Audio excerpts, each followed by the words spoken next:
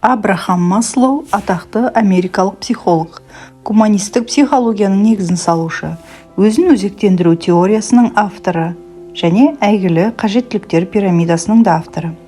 Маслоу психологияға жан танымен берілген адамдардың бірі.